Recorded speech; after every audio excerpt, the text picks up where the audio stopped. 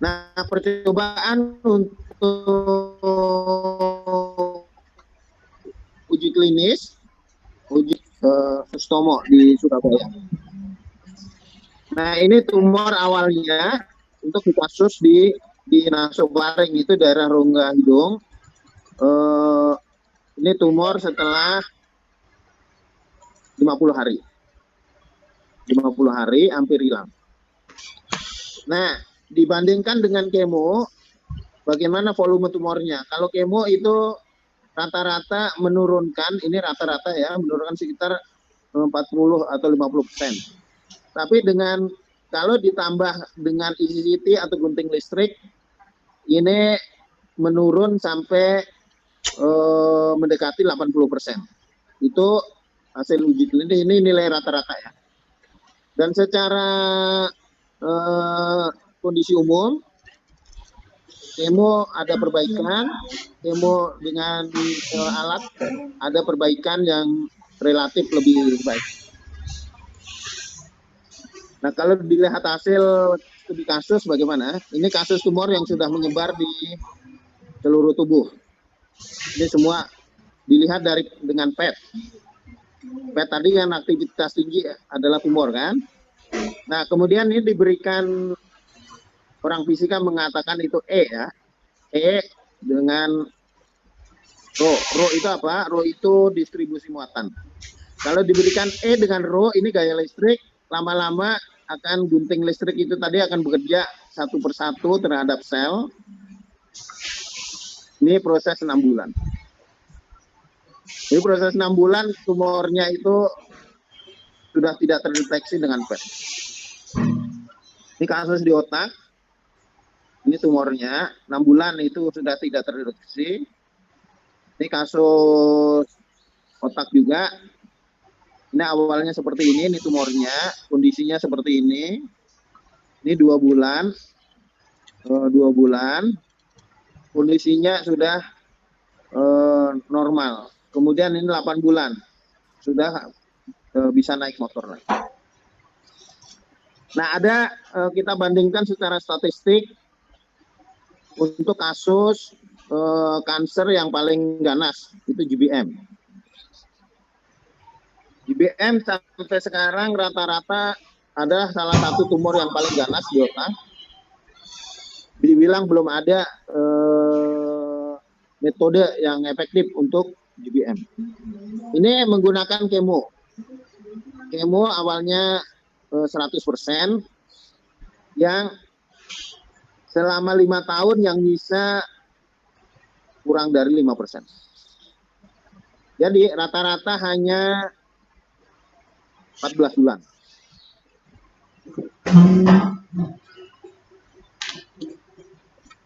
14 bulan itu rata-rata survival.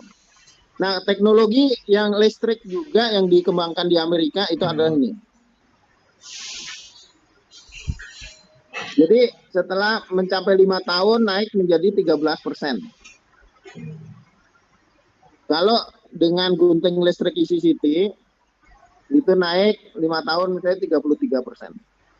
Nah, cuman datanya lebih sedikit.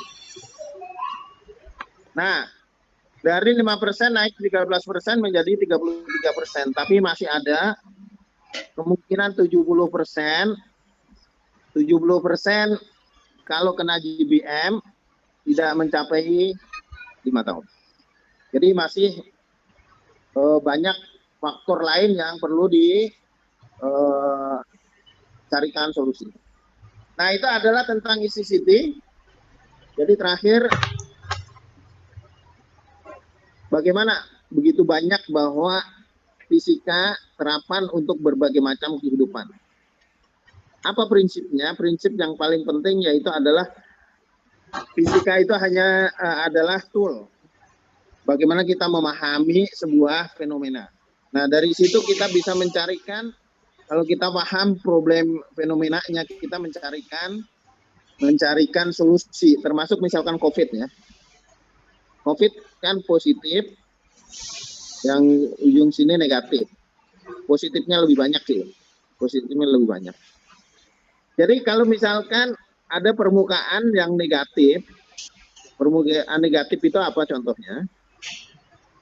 Ion negatif itu banyak, terus tembaga salah satunya, permukaannya negatif, dalamnya positif. Jadi dia akan mudah tertarik ke ini dengan gaya tadi QE, listrik statis. Jadi dengan kita paham fenomenanya, kita tahu bagaimana harus menghadapi ini. Makanya ada masker yang dikembangkan di berbagai negara itu yang menggunakan tembaga. Nah, tapi tembaganya masih tembaga tidak berarus. Kalau kita menerapkan nambah E itu apa tadi? Medan listrik. Jadi medan listrik, dengan adanya medan listrik, virus akan bisa diputar. Kalau diputar bisa juga didorong. Jadi ini gaya memutar, gaya mendorong. Gaya memutar dan mendorong itu adalah senjata buat orang fisika untuk melakukan apa saja, termasuk terhadap virus.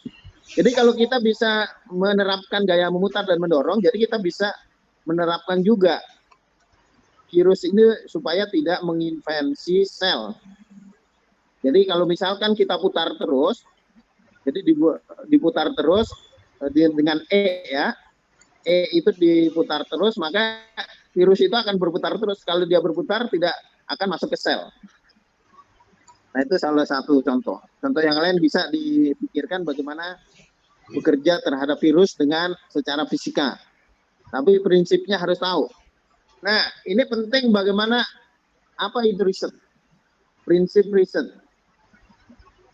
Prinsip riset itu adalah, jadi pertama prinsip kehidupan, prinsip interaksi. Tadi kan kehidupan itu hanya ada 3 unsur ya, ikatan kimia. Di sini interaksi kimia. Ikatan kimia, interaksi kimia. Terjadinya interaksi kimia itu apa? Adalah voltase. Jadi tidak akan terjadi interaksi kimia kalau tidak ada voltase. Voltase itu energi aktivasi. Jadi interaksi itu adalah fenomena fisika atau fenomena kehidupan itu sendiri. Bagaimana interaksi itu supaya terjadi? Pertama adalah energi. Sumber energi. Sumber energi berarti delta P kan? Dan yang kita targetkan apa? Itu A, itu objek. Jadi sumber energi adalah voltase, objek adalah yang kita ingin targetkan, harus terjadi interaksi. Jadi ini adalah ikatan kimia dalam materi. Kemudian energi adalah voltase. Cross di sini apa? Cross di sini adalah secara matematik disebut konvolusi. Konvolusi itu adalah interaksi kimia. Jadi jika itu digambarkan dengan 1 bersama sama dengan 1 atau mendekati 1. 1 itu apa? Jadi kalau terlalu jauh dari 1, terlalu besar atau terlalu kecil, interaksi itu tidak ada. Jadi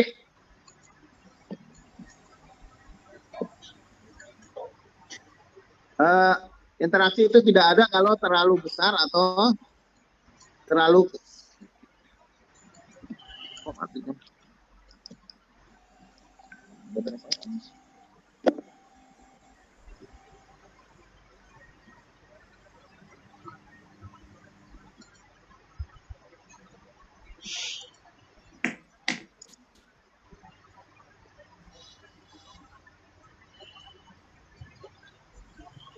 maaf terputus. Nah, kehidupan itu adalah interaksi 2 energi. Tadi sumber energi, objek, dan interaksi. Ini ada gambar di belakang ini. Gambar ini apa? Ada gunung Fuji. Kemudian ada perahu, ada ikan kecil di sini, ada ombak. Ombak